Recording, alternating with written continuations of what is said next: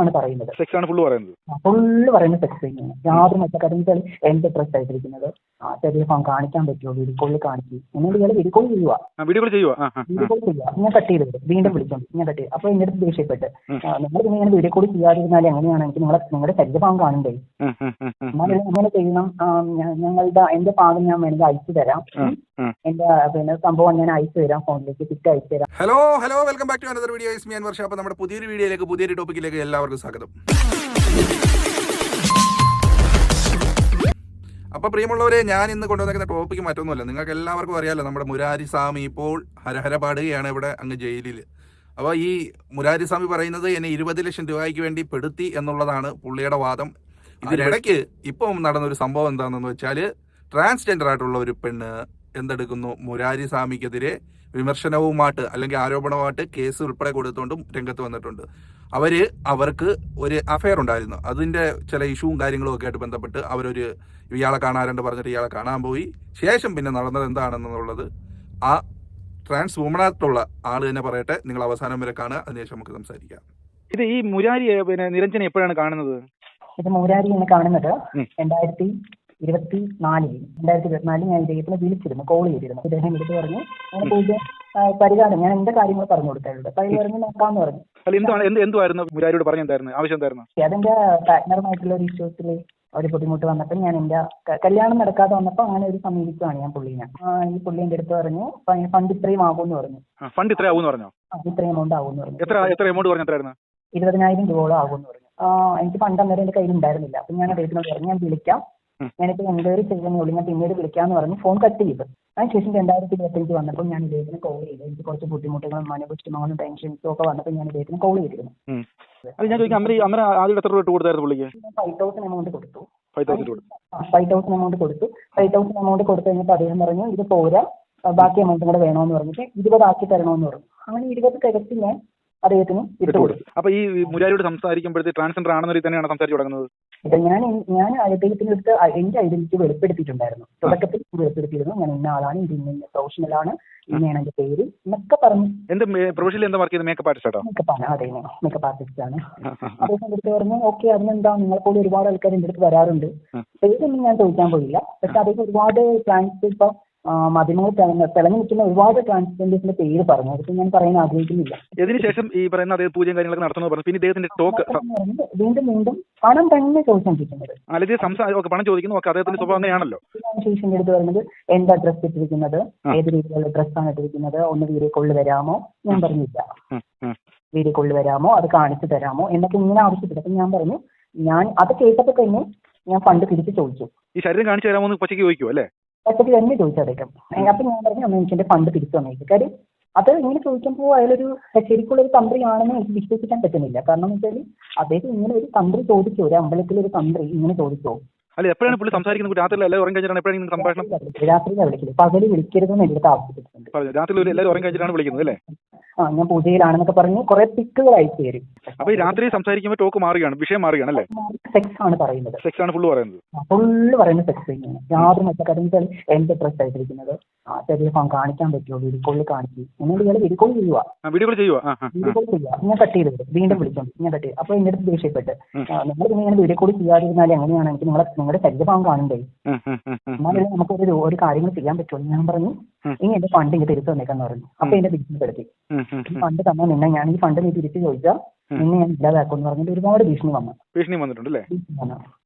ഞാൻ പറഞ്ഞു ഇത് വേണ്ടപ്പെട്ട ആൾക്കാരെ ഞാൻ അറിയിക്കുന്നു. ഇപ്പൊ ഇത് അറിയിച്ചു കഴിഞ്ഞാൽ നിനക്ക് തന്നെ ബുദ്ധിമുട്ട് വരുള്ളൂ. കാര്യം നീ എന്തിനാണോ സമീപിക്കുന്നത് അത് ഞാൻ പുറത്തേക്ക് വിടുമെന്ന് പറഞ്ഞു. ഭീഷണി വരുന്നവർ പേടിപ്പിക്കുവാണ്, നിന്നെ നശിപ്പിച്ച് കളയുന്ന നിരഞ്ജനെ പേടിപ്പിക്കുവാണല്ലേ? സെക്സ് തന്നെ പറയുന്നത് ശരീരഭാഗം കാണിക്കൂ, നമ്മുടെ ശരീരത്തിലുണ്ടാകുന്ന ഭാഗങ്ങൾ വീഡിയോ കോളിൽ കാണിക്കുക എന്നാണ് ആവശ്യപ്പെട്ടത്. നിങ്ങൾ സ്നേഹിക്കുന്ന ചെക്കനുമായിട്ട് വഴങ്ങാത്തത് കൊണ്ടാണ് നിങ്ങൾക്ക് ഇങ്ങനെ ബുദ്ധിമുട്ടുകൾ വരുന്നത്. നിങ്ങൾ അവരുമായിട്ട് വഴങ്ങി കൊടുത്ത് പിന്നെ നിങ്ങൾ ഇങ്ങനെയൊന്നും നടക്കേണ്ട ആവശ്യം വരില്ല. അത് കേൾക്കാനും പുള്ളിക്ക് സുഖമുണ്ടല്ലേ? അത് കേൾക്കുമ്പോൾ ഭയങ്കര ഒരു സന്തോഷത്തോടെ അയാൾ സംസാരിക്കലേ, തിരിച്ചെന്താ സംസാരിക്കലേ. നമ്മുടെ കാമുകനായിട്ട് ബന്ധപ്പെടുന്ന കാര്യങ്ങളൊക്കെ പുള്ളി ചോദിച്ചു എങ്ങനെ ചെയ്യേണ്ടത് ഇതൊക്കെ പുള്ളി പറഞ്ഞ് മനസ്സിലാക്കി തരുവാണോ? തീർച്ചയായിട്ടും. ഞാൻ ഫോൺ ട്രോപ്പ് ചെയ്ത് കളയുവാണ്. വീണ്ടും കോൾ ചെയ്തുകൊണ്ട് വിട്ടുവാണ്. എന്നിട്ടും അയാൾക്ക് എഴുതി വിട്ടു, എടോ ഞാൻ സോറി, ഞാൻ അങ്ങനെ പറഞ്ഞതല്ല. ഞാൻ പറഞ്ഞു ഒരു തന്ത്രിയും ഇങ്ങനെ പറയത്തില്ല. ഞാൻ ജെന്യൂനാണെന്ന് വിചാരിച്ചാണ് നിങ്ങളുടെ നമ്പർ ഇൻസ്റ്റയിൽ കണ്ട് കോൾ ചെയ്തത്. പക്ഷെ നിങ്ങളുടെ സംസാരമൊക്കെ ആദ്യം വളരെ നല്ല രീതിയിൽ തന്നെ സംസാരിച്ചത്. പിന്നെ രീതികൾ മാറാൻ തുടങ്ങി. അദ്ദേഹം ഈ പറയുന്ന മാക്സിമം ശാരീരികമായിട്ടുള്ള ആവശ്യത്തിന് വേണ്ടി ബന്ധപ്പെടുന്ന സംസാരിച്ചായിരുന്നു. അത് തന്നെയാണ്. അതല്ല ഞാൻ ചോദിക്കുന്നത്, ശരീരം കാണുന്നതിനുപരിയായിട്ട് നിരഞ്ജനമായിട്ട് ബന്ധപ്പെടുന്ന രീതിയിൽ എന്തെങ്കിലും സംസാരിച്ചായിരുന്നു? ബന്ധപ്പെടണം പറഞ്ഞായിരുന്നു? ചെയ്യണം, അയാൾ പറഞ്ഞു ഇങ്ങനെ ചെയ്യണം, എന്റെ ഭാഗം ഞാൻ വേണമെങ്കിൽ അയച്ചു തരാം, എന്റെ സംഭവം ഞാൻ അയച്ചു തരാം, ഫോണിലേക്ക് പിക്ക് അയച്ചു തരാന്ന് പറഞ്ഞിട്ട്. അപ്പൊ ഞാൻ പറഞ്ഞു എനിക്ക് ഇതിന്റെ ആവശ്യമൊന്നും ഇല്ലാന്ന് പറഞ്ഞാൽ ക്രോസ് ചെയ്ത് വിടുക, കോള് ഡിസ്കണക്ട് ചെയ്ത് വിടുവാണ്. കാര്യം പോയ പൈസ പോയി. ഞാനത് ഭഗവാന് കൊടുത്തേട്ട് എന്നെ കണക്ക് കൂട്ടി. പക്ഷെ പൈസയുടെ അല്ല, എന്നെ മാനസികമായിട്ട് നല്ല രീതിയിൽ വിഷമിപ്പിച്ചു. ഇദ്ദേഹത്തിൽ 1% പോലും ഒരു ദൈവികത ഉണ്ടെന്ന് തോന്നുന്നില്ല അല്ലേ? ഇല്ല, ഒന്നുമില്ല. കാരണം അയാൾ പറയുന്ന മുഴുവനും കള്ളവാ. കാരണം എന്റെ അടുത്ത് ഫോണിൽ കൂടെ പറഞ്ഞു ഞാനിത് പരിഹാരത്തിൽ വെച്ചിട്ട് നിരഞ്ജനന് ഇത്ര മണിയാകുമ്പോൾ വിളിക്കും, ഞാൻ അങ്ങോട്ട് പറയുന്ന മാത്രമേ സംസാരിക്കും, ഇങ്ങോട്ടൊന്നും പറയരുതെന്ന് പറഞ്ഞു. അപ്പോഴത്തേക്ക് എന്റെ അടുത്ത് ഇങ്ങനെ ഒരു ചോദ്യങ്ങൾ ചോദിക്കുമ്പോൾ ഇത് കറക്റ്റ് അല്ലേ, ഇങ്ങനെ കറക്റ്റ് അല്ലേ, അങ്ങനെ കറക്റ്റ് അല്ലേ എന്നൊക്കെ ചോദിക്കുമ്പോൾ ഞാൻ പറയുന്നത് എല്ലാം റോങ് ആണ്. അയാൾ പറയുന്നതല്ല എനിക്കിവിടെ സംഭവിച്ചിരിക്കുന്നത്. ഇപ്പൊ ഒരു പെൺകുട്ടിയെ ഒരു കൊച്ചുവിനെ പീഡിപ്പിച്ച സംഭവത്തിലാണല്ലോ പുള്ളി അറസ്റ്റ് ആവുന്നത്. ഇദ്ദേഹത്തിന് സംസാരം കേൾക്കും, ഞാൻ ചോദിച്ചോട്ടെ, ഇദ്ദേഹം സംസാരം കേൾക്കുമ്പോൾ ഈ സെക്ഷൽ വൈകൃതത്തിന് അടിമയുള്ള ആളാന്ന് തോന്നുന്നുണ്ടോ? അതിന് ഞാൻ പറഞ്ഞത് അദ്ദേഹം ഓരോ ശരീരഭാഗം കാണണമെന്ന് പറയുന്നതിന്റെ ഉദ്ദേശം എന്താണ്? അയാൾക്ക് ബന്ധപ്പെടാൻ വേണ്ടി തന്നെയാണല്ലോ. അല്ലെങ്കിൽ പിന്നെ നിങ്ങളുടെ സംസാരം ടോക്കിങ് ആദ്യം എന്റെ അടുത്തേക്ക് വരില്ലല്ലോ. ഫസ്റ്റിലെ എന്റെ അടുത്താണല്ലോ ഇങ്ങനെ സംസാരിക്കുക. പക്ഷെ ഞാൻ അന്ന് ഇത് പുറത്തേക്ക് വിടുമെന്ന് പറഞ്ഞപ്പോൾ എനിക്ക് ഭീഷണി തന്നെ വന്നുകൊണ്ടിരുന്നത്. ഇവരുടെ അമ്പലത്തിൽ പല ആൾക്കാരും കോൾ ചെയ്തിട്ട് എന്നെ ഭീഷണിപ്പെടുത്താൻ തുടങ്ങി. ഈ ഒരു അനുഭവം വെച്ച് നോക്കുകയാണെങ്കിൽ ഇതുപോലെ ഒരുപാട് പേരെ പുള്ളി ചെയ്തിട്ടുണ്ടാവും അല്ലേ? ഒത്തിരി ഇതിപ്പം പുറത്തേക്ക് വരണം. കാരണം വെച്ചാൽ ഞാനിപ്പോ എന്തായാലും ഈ ഒരു ഓഡിയോ ക്ലിപ്പ് നാളെ കൊടുക്കുന്നതുകൊണ്ട് നിരഞ്ജനയ്ക്ക് ബുദ്ധിമുട്ടൊന്നുമില്ലല്ലോ? എനിക്ക് കുഴപ്പമൊന്നുമില്ല. പക്ഷെ എനിക്ക് ഇനി ഒന്നേ പറയാനുള്ളൂ, വിധേയത്തിനെ കുറിച്ചുള്ള കാര്യങ്ങൾ എനിക്ക് ഇനിയും അറിയണം. കാരണം ഇപ്പോൾ ഇത് പുറലോകത്തേക്ക് വന്നു കഴിഞ്ഞാൽ ഇതിന്റെ പിന്നാലെ നിൽക്കുന്ന ഒരുപാട് സ്ത്രീകളുണ്ട്. അത് ചിലപ്പോൾ പറയാൻ മടിക്കുന്നതെന്ന് വെച്ചാൽ അവരുടേതായിട്ടുള്ള ഒരു കുടുംബം ഉണ്ടല്ലോ, അത് തകരാതിരിക്കാൻ വേണ്ടി ആയിരിക്കും ചിലപ്പോൾ അവരാരും പറയാതെ ഒതുക്കി തീർക്കുന്നത്. അപ്പൊ അതിനൊരു ഇതായിട്ടാണ് നിരഞ്ജന രണ്ട് കൽപ്പിച്ച് മുന്നിലേക്ക് വരുന്നത് അല്ലേ? ശരി, ഞാനിത് പറയണമെന്ന് വിചാരിച്ചു. ഇയാളുടെ ഈ ടി ന്യൂസിലും യൂട്യൂബിലും ഫേസ്ബുക്കിലൊക്കെ ഇങ്ങനെ ഇയാളുടെ വന്നപ്പോഴാണ് ഞാൻ ഈ സംഭവം പുറത്തേക്ക് വിടണമെന്ന് വീണ്ടും വിചാരിച്ചത്. കാര്യം അന്ന് എന്നെ ഭീഷണിപ്പെടുത്തിയപ്പോൾ ഞാൻ അന്നൊരു വാൺ ചെയ്തു, ഇതെന്താണെങ്കിലും സത്യം പുറത്തേക്ക് വരും, നിങ്ങൾ എന്നെ സ്ഥാപിച്ചിട്ടുണ്ടെങ്കിൽ ദൈവം ഒന്നാമത് സാധനം വേലുണ്ട്, അത് ഒരിക്കലും അതിനുള്ള വഴി നിങ്ങൾക്ക് തെളിയിച്ചു തരുമെന്ന് ഞാൻ പറഞ്ഞു. അന്ന് നിങ്ങൾ എന്റെ മുന്നിൽ കിടക്കുന്ന എവിടെയാണെന്ന് ഞാൻ കാണുമെന്ന് ഞാൻ പറഞ്ഞു. പൈസ പോയെങ്കിലും മാനം രക്ഷപ്പെട്ടു അല്ലേ? തീർച്ചയായിട്ടും. പൈസ എടുത്തിട്ട് റൂം എടുക്കട്ടെ എന്ന് ചോദിച്ചു. ലോഡ്ജിൽ ഞാൻ എറണാകുളത്ത് വരുന്നുണ്ട്, കാണാൻ പറ്റുമോ, റൂം എടുക്കട്ടെ. പിന്നെ അതിനുശേഷം കോൾ ചെയ്തിട്ടും എനിക്ക് അങ്കമാലിയിൽ ഒരു പൂജയുണ്ട്, വരുന്ന വഴിക്ക് നിരഞ്ജനയുടെ ഫ്ലാറ്റിലേക്ക് വരാൻ പറ്റുമോ, അങ്ങനെയൊക്കെ ചോദിച്ചു. അപ്പൊ ഞാൻ പറഞ്ഞു എന്റെ ആവശ്യമില്ല. അപ്പൊ പറഞ്ഞു നമ്മൾ ഇത്രയും നാളത്തെ പരിചയമില്ലേ, എന്റെ ഒരു സഹോദരിയെ പോലെ കാണുന്നതാണ്, ഒരു കൂട്ടുകാരിയെ പോലെ കാണുവാന്നൊക്കെ പറഞ്ഞു. പക്ഷെ ഒരു സഹോദരിയുടെ ഒരു കൂട്ടുകാരിയോട് ഇങ്ങനെയാണോ പറയുന്നത്? അത് എന്റെ ഡ്രസ്സായിട്ടിരിക്കുന്നത്, ഏത് രീതിയിലാണ് കിടക്കുന്നതെന്നൊക്കെ ചോദിക്കുമോ? അതൊരു സെക്സ്വൽ എന്താ പറയാ, അയാളൊരു വൈകൃതം തന്നെയാണ്, സെക്സിന്റെ വൈകൃതം തന്നെയാണ് അയാളുടെ ഉള്ളിലുള്ളത്. ഒരു ദിവസം ഞാൻ ഇങ്ങനെ കിടക്കുമായിരുന്നു. ഒരു ദിവസം പുള്ളിക്കാൻ എന്റെ ഫോട്ടോ അവിടെ ഫോണിൽ എടുത്ത് ഞാൻ അറിയാം വീഡിയോ കോൾ ചെയ്തോണ്ടിരിക്കുവാ. അപ്പൊ ഞാൻ എന്തിനാ എടുത്തെന്ന് ചോദിച്ചു. ഇതൊന്നും ഇല്ല, ഇയാളെ കാണാൻ സുന്ദരിയല്ലേ, ഈ ഫോട്ടോ ഇരിക്കുന്നതുകൊണ്ട് എന്താ കുഴപ്പമെന്ന് ചോദിച്ചു. ഞങ്ങളുടെ നേരത്തിൽ അത് ഡിലീറ്റ് ചെയ്യാൻ പറഞ്ഞു. അപ്പൊ ഇതൊന്നും ഡിലീറ്റ് ചെയ്തിട്ടില്ല, അത് പൂജയ്ക്ക് വേണ്ടിയിട്ടുള്ളതാണ് എന്ന് പറഞ്ഞു. അങ്ങനെ വെച്ച് വന്നപ്പോഴത്തേക്ക് എന്റെ അടുത്ത് ക്യാഷ് ചോദിച്ചു, അത് കൊടുക്കില്ല എന്ന് പറഞ്ഞിട്ട് ഇത് വെച്ചിട്ട് ബ്ലാക്ക്മെയിൽ ചെയ്യാൻ തുടങ്ങി. അപ്പൊ എന്റെ പ്രശ്നം പുറത്തേക്ക് ഇതൊരു ബുദ്ധിമുട്ടാണ്. കാര്യം എനിക്ക് ജീവിക്കേണ്ടതല്ലേ, മുന്നോട്ട് പോകേണ്ടതല്ലേ.